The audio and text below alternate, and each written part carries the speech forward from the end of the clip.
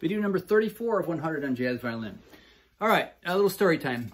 Back when I was getting my stuff together as a younger musician and playing gigs in the Buffalo, New York area, I was in this band at a lounge group, and the leader would often pull in other players as needed on the gigs when there's more money to have extra players, extra horn players and stuff.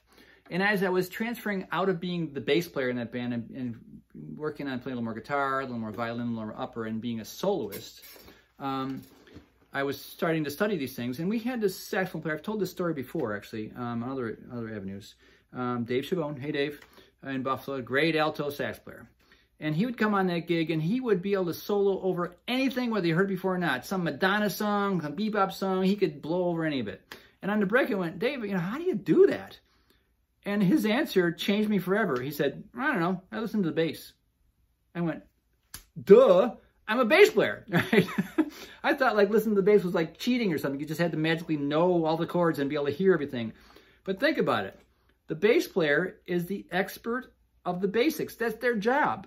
I've mentioned it already a couple times in other videos. They nail the fundamental, the name of the chord. They might goof around with a couple of the notes in the chord to kind of support it. And then the rest of the notes are made to lead you to the next chord. So they're leading you by not just by the ears, but by the butt.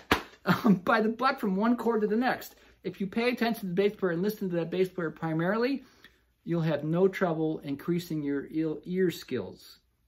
All right? So treat the bass player like he's a god, because they are in this respect.